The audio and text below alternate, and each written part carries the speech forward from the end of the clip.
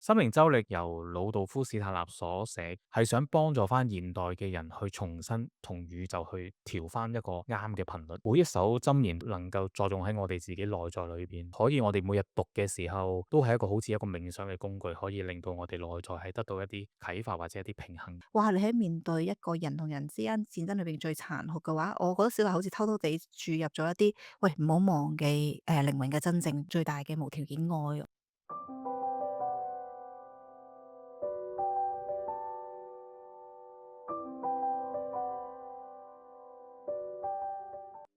歡迎大家嚟到透木頻道，我係 Jimmy。Hello，我係月娜。聽日就係復節，所以今日咧其實係踏進復節嘅前夕咧，係即刻要去做呢個片，係因為關於呢個心靈周歷嘅，因為心靈周歷開始嘅第一周就喺復活節，就係聽日啦。係啦，咁所以我哋好希望將史塔納博士做呢個心靈周歷裏邊嘅一啲資料話俾大家聽，同大家一齊分享裏邊究竟，心靈周歷係啲乜嘢呢？我講清楚一次，就係心靈周歷咧嘅第一周開始就係復活節嘅開始嗰日。先講下心靈周歷嘅背景。心靈周歷第一次出版喺1912年至1913年之間，由魯道夫·史塔納所寫。當時人智學嘅運動正係喺由一個純粹嘅理論嘅講解裏邊，係希望去更具體點樣運用喺日常靈性嘅實踐。咁所以咧，史塔納博士意識到現代人咧係受住唯物主義同埋當其時工業化嘅嗰個時間觀所影響，即是話我哋有一個好機械化嘅鐘錶時間固定嘅曆法，咁靈魂同大自然咧已經係脫咗節，咁所以去寫低呢52首箴言，係想幫助翻現代嘅人去重新同宇宙去調翻一個啱嘅頻率。好，咁咧喺復活節作為一個起點啦，咁而唔係1月1號咧，大家都會好諗啊，點解復活節嘅意義喺邊度？而佢可能會覺得啊，係咪宗教㗎？其實佢唔係一個宗教嘅教條嚟嘅。咁佢係因為復活節，如果對應我哋關於節氣嘅話咧，其實係春分之後嘅第一個嘅月圓嗰個嘅星期日開始。咁所以喺星象同埋地球嘅能量流動上邊，標誌住宇宙呢個力量同埋地球嘅生命力交匯嘅動態作為一個起點。其實同中國人嗰、春節過後，然後萬物去更新嘅時候個狀態係好相似嘅，所以幫我哋去讓呢啲箴言帶領人類，即係我哋啦，去有一種自我意識嘅覺醒嘅象徵時刻嚟嘅。每一首箴言都係好能夠作用喺我哋自己內在裏邊，佢裏邊都係可以我哋每日讀嘅時候，都係一個好似一個冥想嘅工具，可以令到我哋內在係得到一啲啟發或者一啲平衡嘅。咁而呢個心靈周歷佢有3個重要嘅理論啦。咁或者我首先講下呢係3個係乜嘢理論先啊？啱啱之前月娜就 send 咗一條片俾我，就講話咦，地球原來有呼吸噶。係因為最近咧，NASA 去證實咗，發現咗原來係地球係有一個嘅跳動，好似一個心跳。其實佢係用心跳嚟去應用呢個運動咧，就去睇到一種嘅節奏噗噗噗噗嘅一種移動狀態啦。咁我哋會提到，咦，呼吸同埋心臟嘅流動咧，其實喺人智學係一個非常重要嘅關於胸部呢個位去調節身心靈嘅關係嚟嘅。係啦，咁我哋講翻呢一個嘅話咧，我哋就留意到原來第一個點係想講關於其實我哋點樣可以同人類嘅靈魂同地球同呼同吸咯。係啊，所以從人智學嘅觀點嚟睇，地球咧其實係一個活生生，即係好似一個人咁樣，佢係可以有呼個吸、存在體係咪？存在係啦，即係好似有心跳。佢哋應該或者我哋準確啲講，佢哋有佢哋嘅地球都有佢嘅以太體。而一年四季咧就係一個好似深呼吸咁，一吸一呼，一吸一呼咁樣。咁人類嘅靈魂，即係呢個聲望同自我咧，亦都會唔自覺咁喺呢個地球韻律裏面節奏底下咧去擴張同埋收縮。好有趣啊！以太體如果大家對人智學唔係太熟悉嘅咧，就可以去理解佢成為一個嘅生命力。嗯，等陣間都會提到更多有關嘅關於以太體啊一啲嘢嘅。咁首先講下啦，跟住就呼吸，幾時咩季節係呼吸呢？原來由春咩係分呼，咩係吸，係咪啊？我哋其實係啦。原來呼同吸咧係兩個嘅一個運動過程嘅來往嚟嘅喎。咁你頭先想講呼。啊，春分係啦，應該首先我講下呼氣先，因 OK 為係唔同嘅。啊呼氣咧就係由春分去到夏至。咁我哋想象一下咧，喺春天嚟到地球啦，地球佢嘅液態生命力咧，亦都呼出到去宇宙嘅空間裏邊。喺呢個時候咧，人類嘅靈魂咧，亦都跟住向外擴張，就好似一啲嗰個感官世界同宇宙，即係我哋嗰個感官嘅力量同埋宇宙嘅星辰之中嘅力量喺裏邊咧，就一齊去同頻共振，一齊去擴展嘅。而去到仲夏嘅聖約翰節咧，靈魂就會達到咧向外擴張嘅最高嘅極點。呢個或者我哋如果喺嗰個物質界裏邊咧，我哋一不小心就好似會係容易好喺一個狂喜底下去失去自我。過於興奮係咪啊？係啦，就因為哇太多好璀璨，因為春天蘭花似錦啊！好多花開啦，係啦，就繁花似錦，生命力開始好澎湃。但係呢啲其實都係一啲喺嗰個物質世界嗰度嘅呈現嚟嘅，原來係。其實佢講得都，如果我諗翻自己嘅個人經驗，當好熱嘅時候咧，個人好似有一種咧暈暈地，反而因為你好似哇，即係個人係去到好熾嘅點嗰度，有一種就係、即係自己個人消失喺呢度嘅感覺過，唔知點解。我唔知大家有冇咁樣經驗嗰個夏天最熱個時間，好似就反而係外在嘅世界咧，最極點嘅時候，我有少少。即係佢用呢個迷失去自己嗰種感覺，去到少中暑嘅邊緣，所以有啲因為推神，中暑嘅，失去咗呢個意識嘅狀態，熱到。應該可能係，但係我想講嘅，我覺得係細路仔嗰陣時嗰種感覺嚟。咁講下吸氣啊！好啦，咁吸氣咧就由春分到冬至嘅。咁我哋進入冬天嘅時候咧，地球就開始吸氣啦。其實係進入秋天嘅時候。sorry，已經開進入始秋天嘅時候，地球咧就吸氣啦。咁喺呢個生命力咧，亦都係回翻去大地最深嘅深處。咁人嘅靈魂咧，亦都隨之而撤退收縮。咁喺隆冬，即是聖誕節，我諗係冬至啦，應該係嗰個時間咧。大自然咧喺外在咧係好似話好荒蕪啦，好黑暗啦，日光好少啦。但係靈魂咧喺我哋最裏邊嘅內在空間咧，反而凝聚出嗰種係最光明、最光亮嗰種自我意識之光嘅。即係更加感受到自己，因為我哋其實中國人會好中意講嘅秋收冬藏，咁一個藏起嚟嘅意思，其實係好似萬物都好沉靜啦，但係我哋其實就會去翻我哋嘅內在裏邊咁樣咯。係啊，咁你會見到哇，呢個呼同埋呢個吸好長喎，由春分到夏至係呼，由呢個秋分到冬至咧係吸。其實咧，你可以諗下嗰個大宇宙啦，同埋小宇宙當中咧，其實係有個唔同嘅循環嘅。譬如當我哋一呼一吸當中有幾多個呼吸，我哋有一日啦。咁一日裏邊有幾多個嘅嗰個嘅重複性之後，就推用下一個階段啦。咁一年裏邊其實就係用呢四個嘅核心嗰個嘅樞紐咧，就會係見到一日就係地球上嘅一個嘅節奏，就係春夏秋冬，春夏秋冬咯，係啦。咁跟住頭先有講到有四個樞紐啦，就係亦都係第二點，就係佢嘅概念嚟嘅。咁首先喺復活節即係春季咧，就係醒覺同埋新生。咁靈魂開始咧意識到喺外在嘅感官世界嘅呼喚啦，準備踏向咧向外擴展嘅旅程啦。好，即係如果你會一個動作啦，就會係可能成個手打開，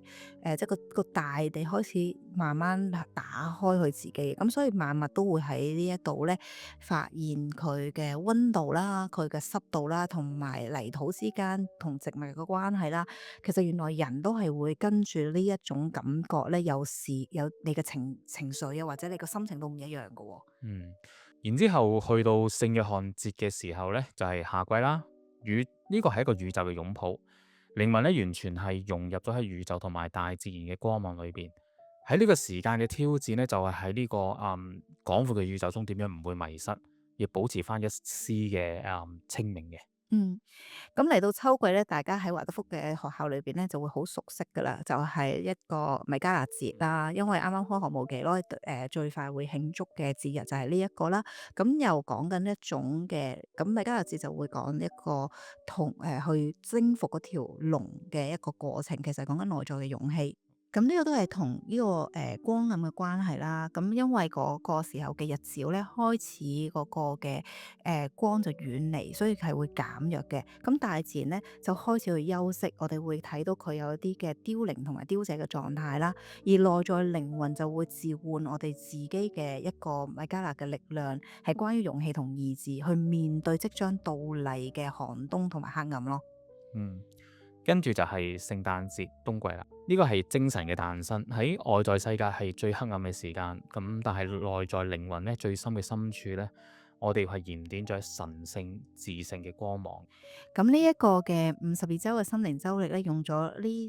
4個節點去分啦。咁作為我哋中國人關於節氣嗰度咧，你都係好早就熟悉，原來我哋都係根據天地萬物而家嘅一個大自然狀態咧去分區嘅喎。咁我哋當然就分24個。咁如果將24個嘅總共咧，聖誕節其實係一個冬至嘅時間，即係話日長最短嘅時候咯，係啦。咁另外冬至之後，其實佢係開始咗一個叫十二聖夜，喺史塔納一啲講座裏邊都有提到呢一個時間係嗰個靈性同物質世界嗰個帷幕係最交搭，或者係會最會大家融埋一齊，所以喺嗰個時間，大家對靈性嗰個提升或者係進入係比較相對嚟講係容易嘅。係啦，不過呢個年代咧，聖誕節、復活節咧，都係充滿住呢個商品同埋出去慶祝啦。咁越興奮嘅過程咧，其實就係好容易冇機會去接觸我哋嘅內在。所以喺我哋某一個人生階段底下咧，已經從物質嘅世界唔係再去根據我哋究竟要約朋友去邊度開聖誕 party，或者復活節去邊度買呢個朱古力蛋嘅時候咧，我哋其實開始會用另一種嘅角度同埋進入咧去問自己，其實心靈周歷對你有咩意義啊？嗯，最後一個就係箴言嘅極性應對啦，即是話由第一去應對翻50件，每一個都係有一個對相極嘅兩極嘅應對嘅，佢就好似一個鏡像嘅關係，完美體現咗喺光同暗兩極之間嘅極性，即係話夏天嘅箴言就係向外擴張，迎向光明，而冬天嘅箴言呢，就係向內收縮，係潛藏喺黑暗裏邊，佢兩者係互相呼應嘅。呢個咧係好重要噶，因為咧，當我哋發現咧，我哋係喺物質嘅世界咧，如果純粹去講，唔好講話你睇到啲靈性世界嘅世界先，我哋其實喺瞓覺嘅時候咧，我哋會向內噶。原來我哋喺呢一個日光嘅時候，我哋會向外噶。原來咧佢哋係同時間喺度互相反映緊人嘅由外去影響內同內向影響外嘅兩個路徑㗎。咁其實呢個喺極性個概念裏邊，原來心靈周歷已經將呢一個嘅鏡像咧擺好喎。咁同呢個鏡像咧都關於，如果講話心靈周歷對應呢一個天地萬物就係光與暗嘅一個互動關係咧，你其實夏天嘅時候都會去睇，譬如第一週係會睇頭先講嘅就係52週，咁你知原來就一邊係睇呢個內，一邊係睇呢個外個文字裏邊對應我哋嘅靈魂需要咯。亦都係或者我哋具體啲講，即係喺夏天我哋喺外在自然睇到嘅嘢呢，原來喺到咗冬天嘅話呢，就會轉化我哋成為一啲內在靈魂嘅一啲嘅法則。咁我哋要喺兩極之間呢，我哋要保持翻一個平衡，而呢種張力同平衡呢，就係會令到靈性成長嘅動力嚟嘅。嗯，好，太好喎！咁即係話，我哋其實可以聽日開始1月即係52週嘅第一週嚟一個循環咯喎。係，係。跟住我哋講下喺 Stella Archive 裏邊，我哋如果揾心靈周歷嘅話，就會出現一個相關嘅符號。呢個符號咧係由一個八字組成啦，上面有一個黑色嘅十字架同埋7朵玫瑰。咁裏邊亦都有咧一啲數字喺度嘅，同埋有4季春夏秋季。咁或者我哋去講解下我哋呢個符號究竟係代表緊啲乜嘢先。好，咁即係教我哋其實睇呢一個嘅心靈周歷嘅時候，如果你每天每日都會讀嘅話咧，你有一種嘅能量向緊邊個方向去走，其實同去明白形線畫係好貼近嘅。咁所以由呢一度開始去理解佢，我覺得都係一個好好嘅開始咯。嗯。所以如果喺嗰、個符號裏邊咧，我哋會見到有一字啦，即係代表第一週啦。而跟住去到喺秋天嘅應該話喺冬天一路個箭嘴上到去上邊中間嘅位置咧，就會應對翻52嘅，即係一個係循環嘅狀態嚟嘅，呢個係。嗯係啦，咁而跟住去到頂端嘅夏季咧，就係13至14週啦，而冬天咧就係39至40週，亦都係聖誕冬至嗰個時間嚟嘅。咁春夏秋冬就用呢個八字嘅轉動咧，去講到呢一個嘅大地球同埋靈魂嘅一個呼吸嘅呢個流動狀態。嗯，咁另外佢上邊嗰個嘅黑色十字架咧，亦都係代表一個基督衝動同埋嗰個基督降臨嘅時候嘅一啲象徵。咁佢點解會用黑色嘅十字架咧？就代表佢哋係一個死亡嘅已經冇咗，因為植物如果冇咗嗰個以太嘅生命嘅時候咧，佢係會變成黑色嘅。咁而上面嘅玫瑰咧，亦都係代表住基督嘅血，亦都係嚟到一個重生嘅淨化。咁所以係一個死亡同重生嘅一個符號嚟嘅。佢同埋佢7朵玫瑰咧，亦都應對住咧有7個嘅靈性器官啦。喺史泰納裏邊有講過，咁亦都係關於一個7個蓮花啦，同埋7個脈輪啦。7係一個好連結住好多關於靈性嘅一個數字嚟嘅，呢個係。好。好，咁跟住咧我哋喺 Star Archive 亦都係揾到一個係關於心靈周歷 GA143嘅講座嘅。咁跟住落嚟，我哋就會將呢個講座翻譯咗做中文啦。咁然之後，我哋就會嘗試去同大家一齊讀下呢個講座。好啊，其實咧點解會介紹一個心靈周歷咧？我會發現咧，好開始嘅時候，我只係好自然咁同，譬如去上唔同嘅課堂，令到我自己可以好 centering 自己嘅時候，讀呢個心靈周歷咧，你會覺得你係我喺呢一度啦，我嘅狀態。後尾咧，我再讀嘅時候咧，我發覺，咦？好多人智學嘅所有核心嘅內容咧，都喺晒個52周嘅心靈周歷之餘咧，透過呢個重複嘅閱讀，就好似生命力咁樣不停源源不絕嘅時候咧，係有真係好似佢咁樣講啊，有一種獲得淨化啦、轉化啦，同埋喚醒內在一種嘅高我嗰陣嘅光咯。咁所以我哋都真係好想大家可以睇下，咦，原來心靈周歷嘅呢一個閱讀嘅過程，每日花可能真係唔使個1-2分鐘做少少嘅靜心同埋閱讀咧，原來係可以帶嚟我哋咁多嘅同宇宙嘅共振咯。真係一個冥想嘅過程，係好唔係話純粹係一個喺裏邊嘅文文字字上邊嘅啊理解啊，或者係一啲即係一啲好美麗好神聖嘅文字，其實都真係帶嚟好多對人類內在嘅作用。咁我哋而家就開始去讀呢一篇嘅心靈周歷，係啦。好咁我讀一啲，跟住你讀一啲，然之後就齊去到邊度想停嘅，我哋再想少少裏邊嘅感應到，想再同大家分享下嘅，咁我哋就去邊度停啦，好嘛？好啦，咁唔想嘅話，我哋就照繼續讀落去，係咪？好啊。好，咁我讀先啦喎。人智學對現在與未來人類的重要性，只會逐漸被人們意識到。然而，當人們對奧秘著作中指出，卻通常未被進行足夠深度研究的某些事物獲得理解時，洞見便會隨之而來。關於我們在此所指出的，我們可以引用奧秘學書籍或宗教著作中無數的段落來佐證，但我只將提及新約中這段眾所周知且非常重要的經文。對外人，這些奧秘只能以比喻顯露，叫他們看時看見，卻不明白。基督耶穌如此說：天國的奧秘將以其真實形態顯露。這樣一段話的深遠意義通常被忽略了。它真正的含義是什麼？基督耶穌對他的門徒所說的那些最重要的比喻是什麼？通常這些根本不被視為比喻。人類在物質界、周圍自然國度中所看見的，總被他當作是現實。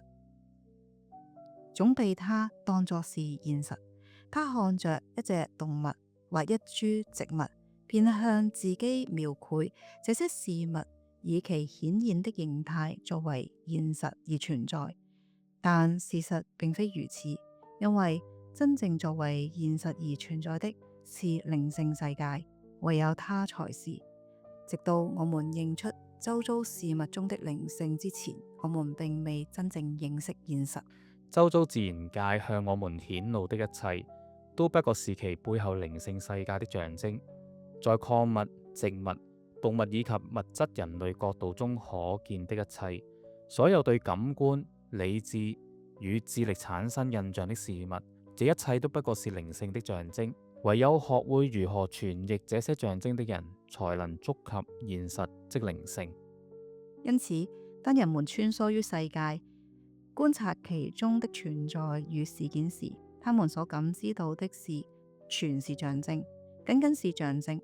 自然本身正是個比喻，以象徵來對人類說話。唯有在靈性之中，才有現實。當以取自自然的意象來談論靈性時，基督耶穌正在解釋屬於靈性的過程。他以播下的種子經歷不同命運形式的比喻來說話。馬可福音第4章1至9節，他所談論的過程屬於外在自然國度，因此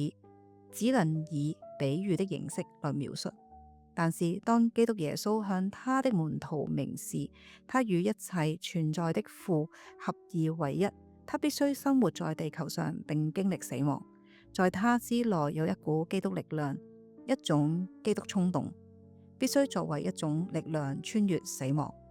藉此在未來的無盡歲月中給予所有人勇氣與安慰。那時他談論的便是現實，他談論的正是靈性。因此，唯有當人類成功穿透世界神秘的奧秘，學會認出只是着靈性過程的象徵時，知識才可能是真實的。事實上，當人類能夠意識到自己與外在世界的關係時，靈魂將會極大地豐富起來。我們將思考一個特定的例子：入睡與甦醒是一種不斷重複的節奏性體驗。人類必須在節奏的序列中體驗正常日間意識嘅閃耀，及其後逐漸變暗而進入睡眠嘅狀態。如果我們現在問，在外在的自然界中有什麼可以與人類這種睡眠與甦醒的節奏交替相提並論？許多人會想到春季與秋季植物生長與枯萎嘅節奏交替。人類看到綠葉出現、開花、果實成熟、種子形成，然後在秋季之後嘅冬季，這一切似乎被抹除，並在春天重新出現。它很自然地會將自己甦醒與入睡的過程，與春天植物的發芽和秋天的枯萎進行比較。然而，這將是一個謬誤，僅僅是一種外在的比較。當我們在夜間入睡時，我們實際經歷了什麼？我們的星芒體與自我從以太體和物質體中退出。如果我們現在以靈視回顧物質體和以太體，我們將會察覺到它們在日夜的活動是完全不同的。在白天，透過我們正常的意識，我們經由意志、情感與思考的行動消耗了物質體與以太體。疲勞正是我們已經消耗了物質體和以太體的證據。事實上，我們在日常生活就是一個破壞和消耗我們物質體與以太體的過程，而他們在傍晚時分被消耗得最為徹底。帶着靈視目光，我們將察覺到在睡眠期間，物質體和以太體開始展現出一種如植物般的活動。在入睡的那一刻，疲憊的神經系統與以太體仿佛開始發芽與開花，在人類內部發生了某種可以與春天萬物萌芽生長相媲美的過程。入睡的時刻必須被比喻為春天。我們睡得越深，我們的物質體和以太體就越進入一種發芽、生長中生命的狀態。那時我們內在的春季與夏季，而當甦醒的時刻逼近時，便是秋季。意識被點亮，那時清晰的日間意識如夏季般的狀態被推向終點。在白天進行的過程中，一種類似自然界在冬季時地球活動沉滅的荒蕪，被帶入了我們的物質體與液態體之中。因此，入睡必須與春季相比，而蘇醒則與秋季相比。植物中嘅地球靈喺春天將自己從植物界嘅物質元素中解放出來，如植物與植物連結嘅靈性存在，喺夏季沉入一種睡眠狀態，並在冬季蘇醒。喺地球上嘅冬季之處，這些靈性便滲進星球體。誠然，喺地球而言，可能會有人說無法談論睡眠與蘇醒，因為每個半球嘅條件不一樣。但節奏嘅運動是這樣的：當地球靈離開北方時，他們會走向南方。他們以節奏性嘅交替滲透這顆行星，這裏可以與人類內部發生嘅事情進行某種比較。人類很容易忘記他是一個完整的人，他以為思考和意識只存在於頭部，而當星芒體和自我離開時，他相信他內在沒有任何東西在思考。事實上，他的身體的下半部反而更加活躍，只是他對此一無所知。關鍵在於我們要意識到，我們實際上可以說地球靈在春天開始入睡，他們從處於春夏的地球體中撤退。同樣地，一種植物性嘅生命喺人類睡眠時展開，而在冬季，當地球靈再次湧入時，種子隱藏起來。地球靈蘇醒，他們隨即與地球結合。因此，我們可以說，當我們在夏天站在地球上時，我們周圍是物質的自然，萬物發芽開花，低階元素嘅精靈喺地球上活躍，神聖嘅生命、神聖嘅意識係喺冬季而非夏季穿透進入地球。真正的靈性科學幫助我們認知到這一點，因為它能夠以清晰的靈視意識穿透這些事物。只要人類有能力感受到，它就可以說，促使外在自然發芽與開花的春季與夏季力量，將低階元素存在從地球中呼喚出來，而與地球連結的最高靈性則已從中撤退。在盛夏時節，受到太陽力量驅使的低階元素精靈，慶祝着他們低階力量的某種狂喜。然後冬季來臨，太陽嘅溫暖同光芒減少，隨住冬季嘅逼近，最高嘅神聖力量與我哋生活嘅地球部分連結。喺冬天，地球感覺彷彿被那些在我們本性深處同我哋連結嘅存在所包裹。那時，我們可能會感受到一種敬畏之情，這轉化為對這些崇高存在，對從太初起便與人類結盟的神聖力量的祈禱。這正是靈性科學與人智學的使命，教導我們認識並理解生活在我們周遭環境中的事物，而它將以無比的清晰度來做到這一點。我們知道人類曾經擁有這份知識，儘管那時夢般的靈視意識形式，我們今天重新獲得的，曾是透過如夢的靈視向人類顯露的原始智慧。今天所說的這一切，是否有外在的證據？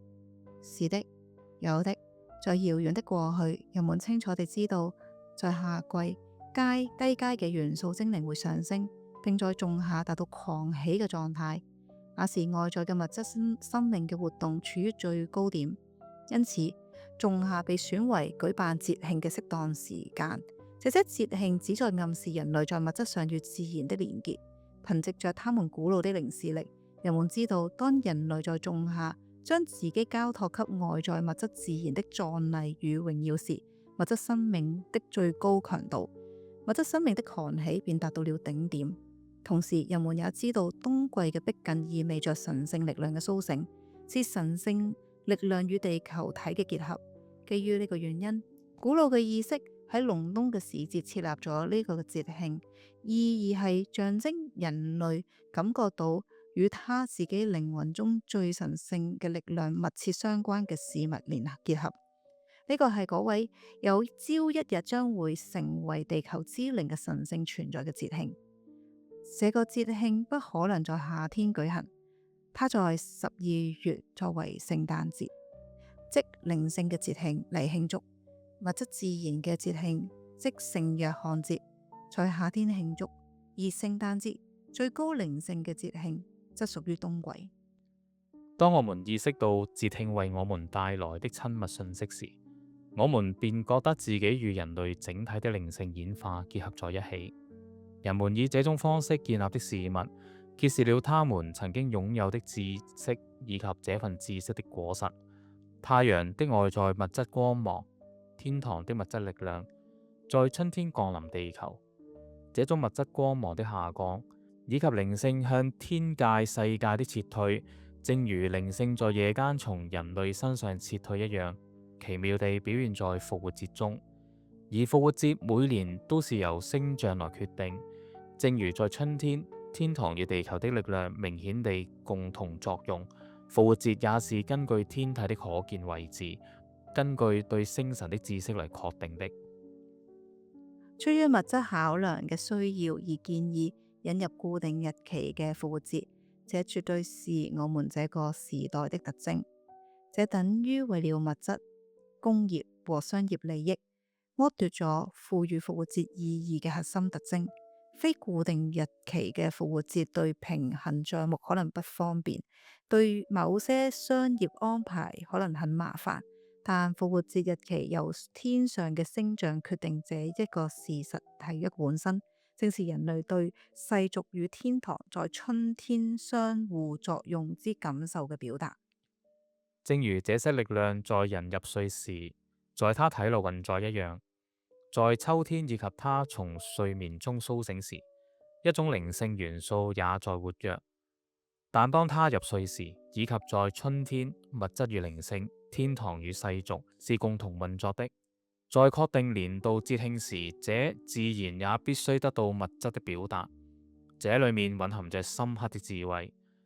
很可能我們這個時代的商業唯物主義利益會佔上風，復活節將會成為一個固定的節慶。但是如果人們忘記了這樣一個節慶的基本含義，那麼對於人類應該保留的知識來說，將是一場災難。因為這個原因，人智學運動將始終把復活節作為一個變動的節慶來慶祝，這是責無旁貸的。一個由唯物主義原則決定的復活節，將與根據靈性原則確定的復活節並存。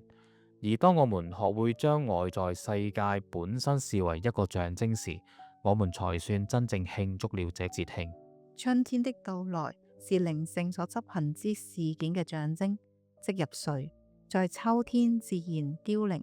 而靈性甦醒。這凋零並非現實，它是一個象徵，象徵住與地球結盟嘅神聖力量正在甦醒，帶住佢哋嘅智慧。古代嘅人們將指示着與靈性世界連結嘅節慶放在了冬季，在這裏無處不彰顯住無限深奧嘅智慧。透過這些智慧，人類意識到自己生活在時間的洪流中，與他所歸屬嘅靈性存在在一起。因此，人類將逐漸學會認識到它屬於靈性，而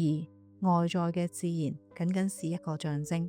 他將越來越渴望體驗他與靈性嘅關係，而不是其外在嘅象徵。我們知道巨大的亞特蘭提斯災難之後，是古代神聖印度文化時期，接着是古波斯以及埃及、加勒底、巴比倫的文化時間，然後是第四個希臘羅馬時期，而我們自己正生活在第五後亞特蘭提斯時期。但也有人注意到另一種節奏，希臘羅馬時期仿佛是獨立存在的。第五時期在某種程度上是第三時期埃及、加勒底、巴比倫時期的重複，第六時期將是波斯時期的重複，而第七時期則是古代印度文化靈性內涵的甦醒與更新。因此，埃及、加勒底文明的特徵與特質，在某種程度上以我們自己的思考、情感與意志衝動重新顯現。在第三個時期，人類注定要展開並加強他們與星神世界連結。占星學在第三個時期被精心發展和培育，人們對於星神世界與人類命運之間的神秘連結擁有直接的靈視洞察力。就有高度靈性嘅人喺內心深處感受到這一點，彷彿是透過那個第三個時期轉世記憶嘅甦醒。這就像是對他們在遙遠過去時代所取得成就嘅回憶，那時存在着直接直覺嘅占星知識。蒂谷布拉克即轉世嘅叛教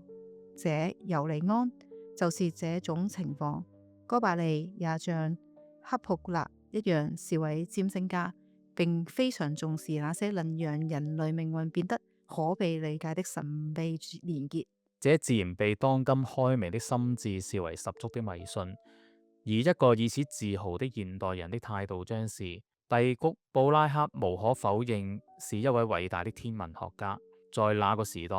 他同時也是一位占星家，是可以被原諒的。當今時代開明的人們覺得原諒很多事情是合適的，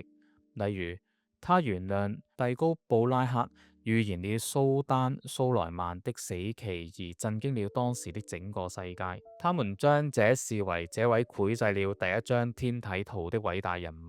的一種可以理解的弱點。事實上，這些開明的心智甚至以為以下情況找到了藉口：蘇丹蘇萊曼的死亡實際上就是發生在蒂谷布拉克預言日期的幾天之內。於是我們看到古老的埃及加勒底智慧如何在某些個體中再次閃耀，它即使在現在也存在住，只是我們必須以一種新嘅形式去尋找它，然後對外在世界中可見的象徵與比喻進行的人智學研究，將會揭示許多嘅奧秘。例如，我們察覺到在每一株植物中，如果將葉子附在莖上的點連接起來，我們會得到一個螺旋，就仿佛葉子以螺旋狀嘅方式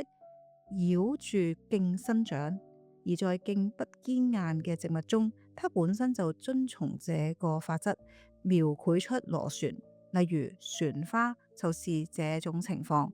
這些都是日常現象，但卻無人關注。然而總有一天，這些事物將再次被研究，然後人們將會得出驚人嘅發現。這些葉子的運動取決於並非在地球找到，而是在行星向下運作嘅力量。正因為行星在天空中描繪出特定嘅螺旋運動，它們的力量實際上引導着葉子沿着莖呈螺旋狀生長，莖垂直生長，而花朵是頂點。不同種類嘅植物其螺旋線也不同，因為有幾顆行星，且它們對植物嘅影響在每種情況下都不一樣。總有一天，人們會知道，例如金星是如何運動的，以及那種植物的物種對應於這種運動。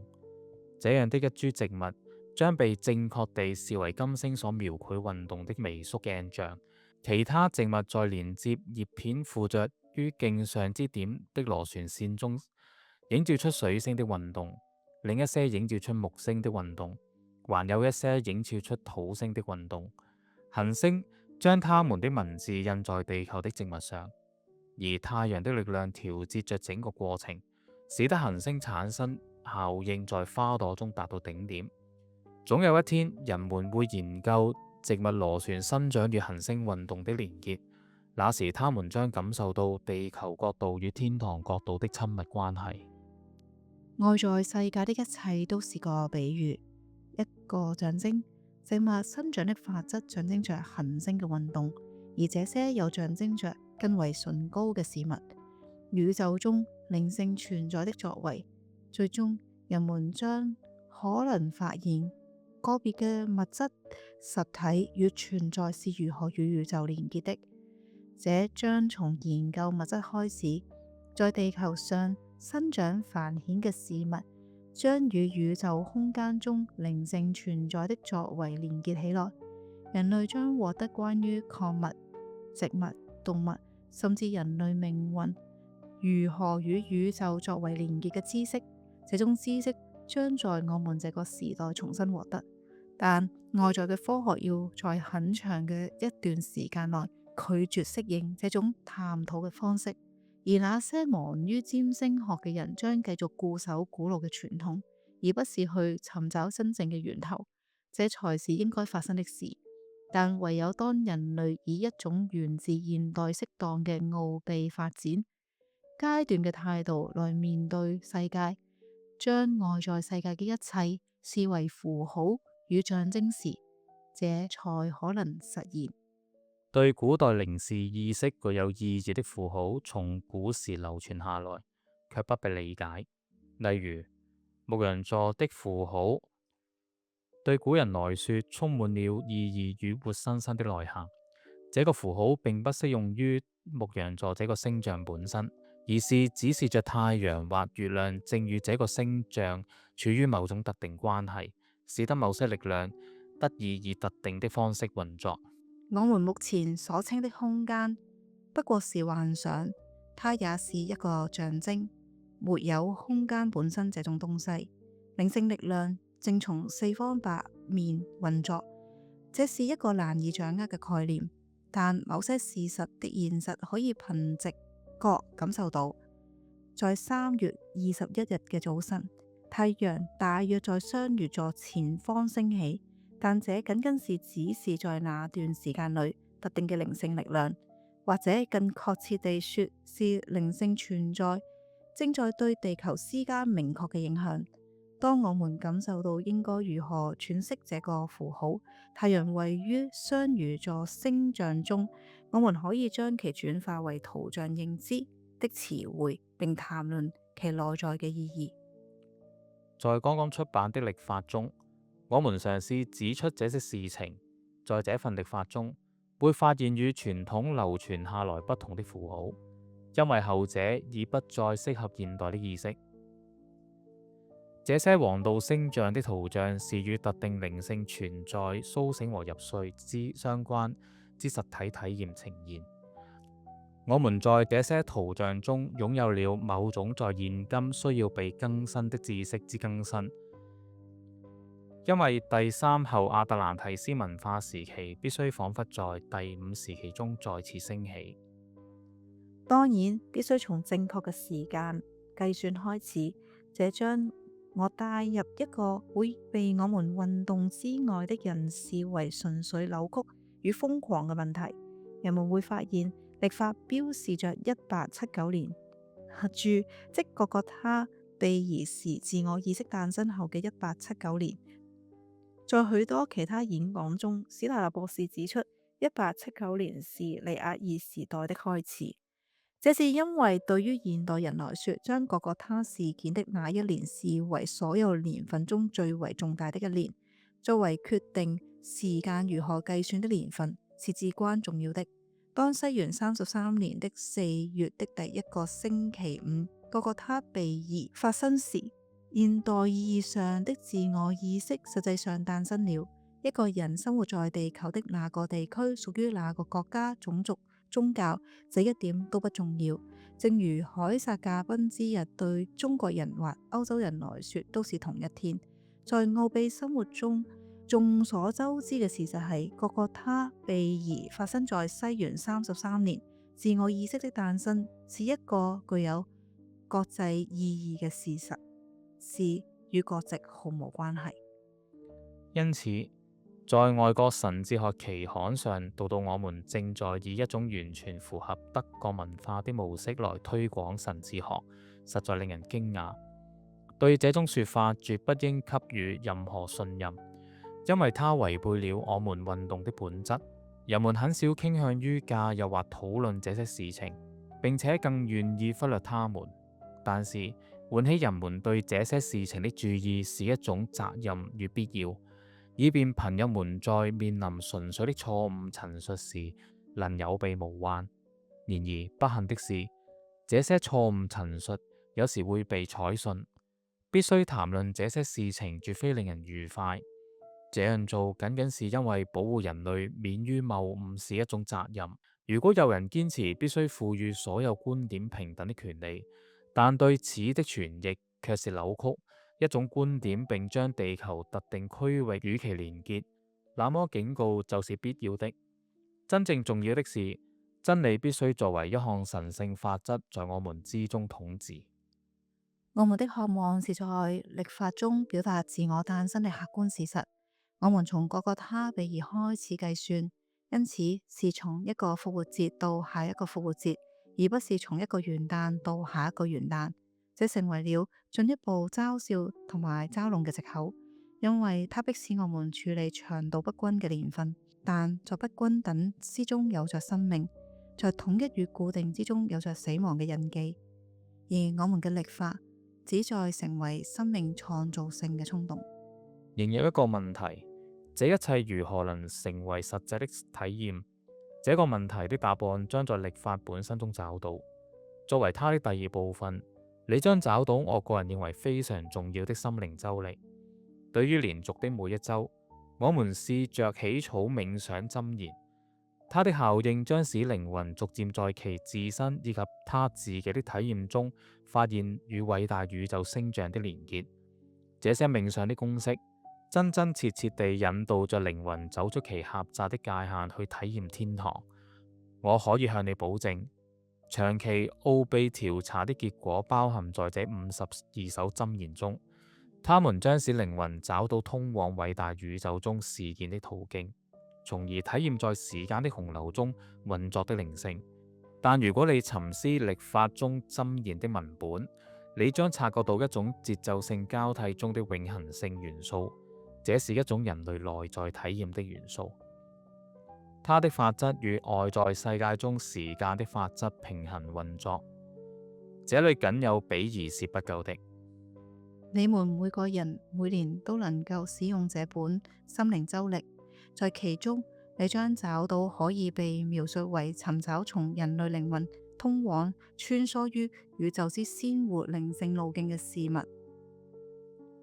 因此，我們試圖證明採取這本曆法形式的作為是正當的。它不應被視為一種突發的靈感，而是與我們整個運動有機連結的事物。哇！我哋讀完呢一個整個史代納嘅一個講座係咪啊？去解釋咩係心靈周曆。我覺得因為可能從踏上人智學華德福嘅路咧，大家一齊讀呢啲嘅心靈周曆，其實或多或少因為裏邊嘅字關於大自然啦、人啦、宇宙啦，都係有佢一種靈性感動喺度。但係好似小麗咁講，即係去探究去底層嘅內容真切嘅意思咧，呢篇其實寫得都好清楚咯。咁所以我覺得我哋頭先讀嗰陣時都唔想再加上自己嘅意見啦。但係咧，我覺得都好即係我而家其實每次帶畫畫，我都一定係每一日都有機會起碼讀到2次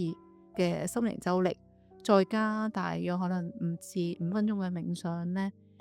我覺得好幫到我去入翻一個節奏，尤其是你會發覺，咦，有一個循環嘅時候，你覺得生命係生生不息咯。係啊，呢個力量好神奇嘅，好似就係一種唔用力，然後流入咗一個生命底層嘅一種自然流動當中咯。就好似跌咗入去宇宙嗰個，或者跌入去係同宇宙跌個感覺，好似跌親咗個呢個動，或者跟住個 flow，或者跟住嗰個流動，你唔需要係即係浮去高，跟住沉翻落去，然之後浮翻上嚟，沉翻落去，即係嗰種律動嗰種節奏，其實係好有一種嘅唔知要嘢，需要用力啦，一種延伸啦。同埋你覺得即係開始觀察呢個世界嘅時候，每一次譬如個天空出現咁嘅天氣，你唔會好似以前細個咁，我洗咗衫，而家就落雨，好煩，唔會咁噶。你會覺得哇，即係呢個現象嚟到呢一度，個大地就會有佢嘅需要，然後個日長夜短，日短夜長嘅節奏，你開始會發現佢真係猶如一種安全感啊！即係好多人都話，我哋想象太陽聽日唔出嚟嗰陣時，好恐懼。但係你就知道，哇！今年嘅花凋謝啦，佢下年都會嚟。咁你記唔記得神智學嘅第一篇講嘅第一個章節？其實我覺得你再重複睇嘛，之前你睇過，其實我講緊去年嘅花帶住我哋唔同嘅狀態，但係個花其實都會繼續嚟，但係已經係一個新嘅景象啦。呢啲都係喺成個過程裏邊，喺人智學雖然小劉日用嘅語言文字有啲翹口，但係你而家睇就唔會咯。係開始嗰幾年要去讀書會咧，好多人都會用精讀本啊，或者叫做有人讀咗之後簡化再寫出嚟嘅方法嘅，或者需要人去解釋，或者 AI 再 jam 一次啊，其實係 OK 嘅，我自己覺得一啲都唔拒絕呢啲嘅。但係佢淨係純真係睇佢嘅文字嗰種翹口咧，其實原來佢係真係好精準咯。呢個真係雖然我呢個係翻譯本啦，但係其實都睇得到佢裏邊一路讀嘅時候真係唔想停，一路去俾佢裏邊嘅內容去吸引住，真係一層扣一層，一環扣一環。佢講緊帶出一個問題，原來佢係下邊有解釋，跟住然之後又去翻另外一個嗰個意思上邊，跟住然之後我哋再去理解。其實成篇咧，你話係咪我哋唔用難明咧，係咪真係觸摸唔到咧？其實一啲都唔係。要用啲集中力嘅，其實要用啲腦袋如果慣性去拆好碎片式同埋好快嘅一啲想要即刻明到嘅意識咧，佢事實上佢唔係最容易明嘅，佢亦都唔係最容易可以，你會發夢啊，你會飛 out 就，你有冇發覺？好多人睇書讀下咧，就所以以前成日講話嗰本書其實係催眠書啊嘛，因為你開始發覺哇好眼瞓啦，好眼瞓啦嗰種感覺咯，所以呢個都唔係第一次，同埋個個字都明。佢擺起上嚟之後咧，好似唔明咁啦，但係其實真係唔係啊，因為咧再去睇到咧，裏邊頭先講嘅當然有離岸藝術療愈講緊宇宙發展期嗰啲色彩嘅關係啦，又有人知學嘅關係啦，又有冥想嘅方法啦，同埋有尋找唔同嘅路徑去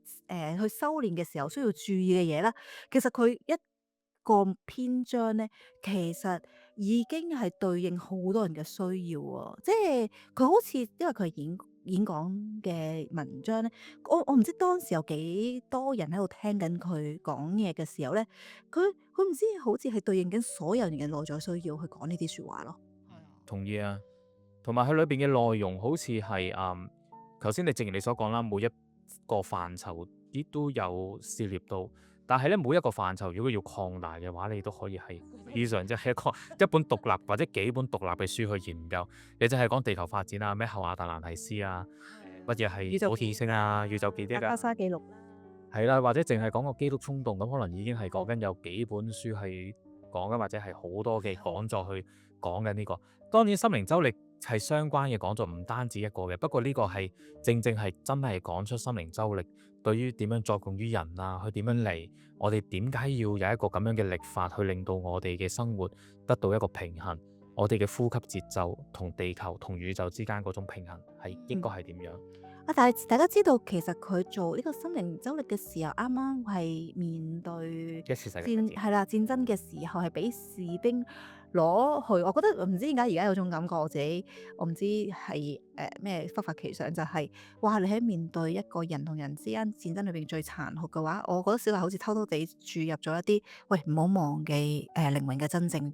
嘅一個最大嘅無條件愛。我覺得好似佢特登要攝呢本嘢落去俾呢啲喺度面對最黑暗時期嘅人嘅一個提醒，係我自己嘅睇法啫。我相信都係啊，無論係戰爭或者係每個人去經歷人生裏邊嘅一啲嘅困難時期，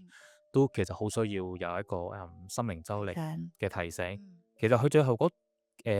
第三段，佢都話：如果你沉思呢本曆法之中嘅箴言嘅文本，你會察覺到一種好似節奏性交替永恆嘅元素。即係體驗呢種元素呢，我哋其實真係可以進入一種冥想嗰種嘅狀態，令到我哋可以穩定去每一日。真係只係幾句字，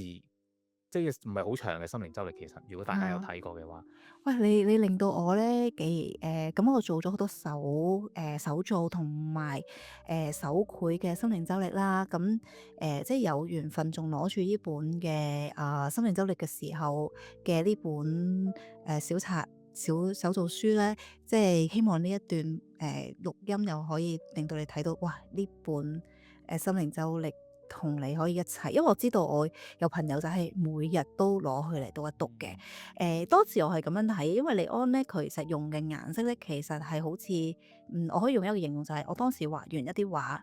我嗰陣時未係做呢、個，我只係自己畫畫嘅啫。然後我就問嗰個老師，呢啲顏色都世界都見唔到嘅，即係真實都唔係咁嘅。跟住嗰個佢都好高手嘅，因為佢用咗我以前唔知道套路，就話其實佢比真實更加真實。跟住呢個就我哋成日答細路仔咁，啲細路仔問：喂，呢啲故事都冇小精靈嘅，佢係咪真㗎？我就會答比真嘅更加真。跟住，然後我有一次開車咧，見到我嘅車後咧喺法國嗰度咧，哇！見到嗰個天空明明淨係藍色噶嘛，唔知開下變咗個彩虹嘅調子，係成幅嘅濕水彩虹面紗畫出現咗嘅時候咧，嗰種心空嗰種呼吸啊，成個人好似就係融入天地萬物嘅感動咧。咁我就知道，咦？如果我哋一啲，我咪成日之前話咗好多話，就問住，不如我哋整佢做一啲小朋友玩具啊，吊喺度轉咧，等佢做呢一個床頭個 mobile 咧，見住啲顏色好似絲同埋輕輕咁飄，或者接做紙殼啦，點樣做一個商品啦，點樣令到大家用嘅玩具咧，就可以有療愈嘅作用啦。咁後尾諗下，我哋變咗做咩？我變咗課程咯，不如你自己畫咯，即係你個媽媽畫，你個小朋友咪見到咯，你小朋友見到你就畫啦，咁樣咧就可以，佢哋就會跟住你畫啦，然後就會見到，咦？就可以打開呢個感官嘅器官。咁所以我哋後尾我就會覺得啊，拼埋心靈周歷啦。如果媽媽有讀呢啲心靈周歷自己內在啦，然後仲有台灣佢哋出一個翻譯就係兒童心靈周歷啊嘛，係咪啊？嗰個都係非常之好，大家都可以去睇翻呢個思美嘅一個面書嗰度咧，佢哋都每個星期都更新啊，非常有心要大家支持呢一個嘅一種流動啦。咁好多人都去帶心靈周歷嘅一啲課堂啦，就證實咗其實原來佢可以幫我哋喺修行上面做一個好核心嘅工具咯。係啊，嗯，雖然呢一個只係好少少嘅一本52篇嘅箴言，但係其實真係佢裏邊內含嗰個力量係真係好大。咁同埋頭先葉劉都講啦，我哋去畫畫或者我哋如果將嗰啲顏色變成一啲嘅實在嘅玩具嘅時候，其實反而如果透過我哋自己雙手或者去做出嚟透過會畫出嚟我哋水同色彩嘅流動，反而會令到嗰樣嘢更加會活出嚟咯。好啊，咁希望大家可以同開始喺明天啦。我唔知我哋呢條片出之後，大家有幾多個緣分會擊中我哋 concern 俾唔同人啫。發 sell 先，好啦，咁今日差唔多到呢差唔多啦，已經1個鐘頭啦，希望大家有機會可以聽得晒呢個緣分，呢個緣分啦。好啦，唔該晒 Jimmy，好，拜拜。